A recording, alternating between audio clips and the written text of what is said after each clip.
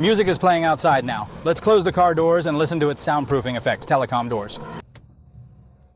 How are you feeling about this, guys?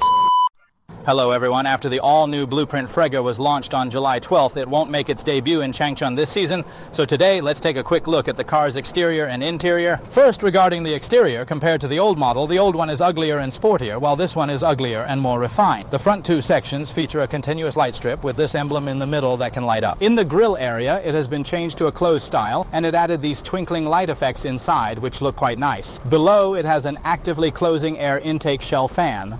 As for the front bumper, it has 6 radar points. This car has front parking sensors, and on the roof you can see that it has added a laser radar. Measuring 49-15mm length, 19-60mm width, 16-60mm height, and a 29-60mm wheelbase, it is a mid-size to large SUV. Sides show that the roof luggage rack and the window frame edges have been treated with this black finish. Additionally, the rear windows use a privacy glass design, which effectively protects the privacy of the rear glass. The suspension uses a front double wishbone and rear multi-link suspension structure. This is a high-spec model equipped with air suspension, which can adjust the suspension's softness, firmness, and height according to different road conditions and our driving needs. For the wheels, it uses multi-spoke aluminum alloy sporty rims paired with red sporty brake calipers inside.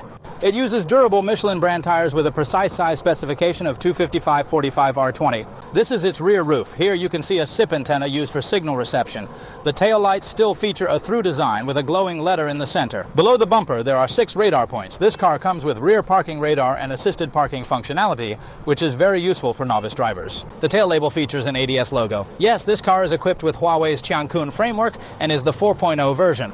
Let's take another look at its trunk. There is a button on the wiper. Pressing it once activates an electric open.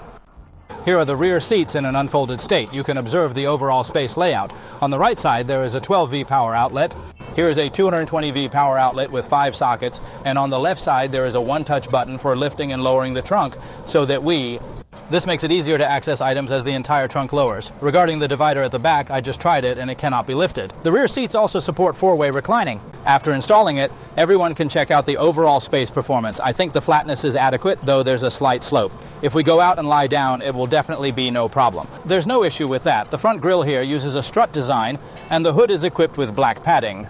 The entire cabin has been treated with a closed design. In terms of power, it uses a 1.5T engine paired with front and rear dual motors. The maximum power is 350 kilowatts and the maximum torque is 570 Newton meters. This is an all-wheel drive model. The two-wheel drive version features a single rear motor layout. The battery uses CATL's lithium iron phosphate battery with a capacity of 45 degrees. Here on the driver's side, there's the windshield washer fluid reservoir and the charging port, which supports both fast and slow charging.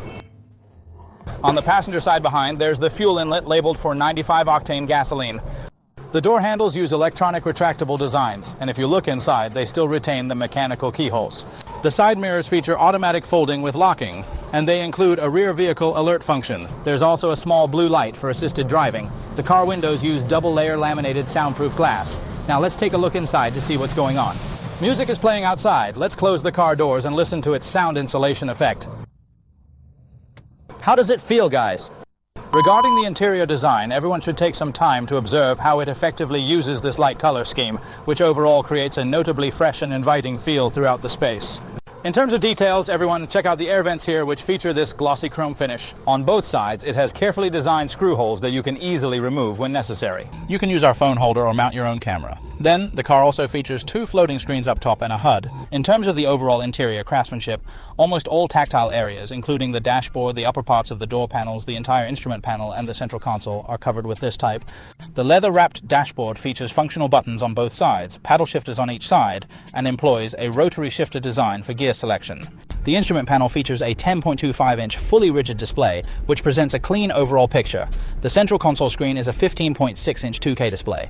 From this interface, it's evident that it uses Huawei's Harmony OS smart cockpit system, and the overall smoothness of its operation is no significant issue.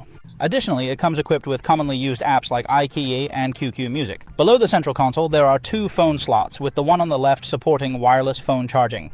Below in the center, there is a small storage compartment with a cover that can be closed when not in use. There are 2 back racks, each equipped with limiters inside. The central armrest compartment houses a refrigerator with doors on both sides. Inside, it can accommodate approximately 8 cans of cola. Additionally, the refrigerator's temperature is adjustable. For cooling, it ranges from -6 degrees to +15 degrees, and for heating, it ranges from +30 degrees to +50 degrees. Furthermore, even after you exit the vehicle, the refrigerator can continue operating for up to 24 hours. Under the central control, he also created a hollow section where you can place a bag. Inside there's a 12V power port and a Type-C charging port. Over there is a USB data interface. You can plug in a USB drive and listen to music. The seats are all wrapped in this type of leather material, and here is a headrest. In the middle you can see that it also has this perforated design. The front seats give me the impression that they are a bit soft. All 4 seats come with ventilation and heating functions. The 2 front seats also have massage functions. Additionally, the passenger seat supports one-touch reclining with a zero-gravity feature. In the middle above, there is also a camera installed. It monitors the condition of the passengers in our car, especially if there are children at home. The 2 front seats are equipped with screens and supplementary lighting. The passenger seat is relatively large and can adjust the color temperature and brightness. The entire roof features a sunroof design with a very spacious area. Electric sunshades block sunlight in summer and allow light in winter. This car includes 6 standard airbags in all models for enhanced safety. Additionally, active safety features such as active braking, lane frequency warning, lane keeping assistance, front and rear radar, 360-degree surround view, and R2 level assisted driving are all standard across the range. As mentioned earlier, this car is equipped with Huawei ADS 4.0 version. If possible, we should try it out to see how good its intelligent assisted driving really is. There are 2 ways to open the door handle. One is by using the electronic switch located here, which you press to open the door. Alternatively, you can use the mechanical latch situated here that is capable of manually opening the entire door. I have now adjusted the front seats to a comfortable standard driving position. As you are aware, my height is 1.72 meters, so let's proceed to move towards the second row together. Let's see how its space performs under the current conditions. There's about 3 more turns worth of distance and a small panel here. As for the entire rear floor, there exists a very tiny bump precisely located in the middle of the object, making it almost completely negligible in its overall appearance. In the center of the car's interior, there is an independent climate control panel, which includes both heating and ventilation features dedicated to maintaining comfort in the rear seats. Located directly beneath this independent air vent, you can find 2 convenient and useful charging ports available, 1 USB port and 1 Type-C port. On the sides of the rear seats, 3 detachable headrests are designed. Moreover, the recline angle of the rear seats can be adjusted via a button here at the door handle. To adjust its angle, you can see the reclining angle is quite large. In the middle, a central armrest is designed with 2 back supports inside. The rear seats are overall softer than the front ones. You see very soft, and on both sides, the leg area of the seats has an additional panel.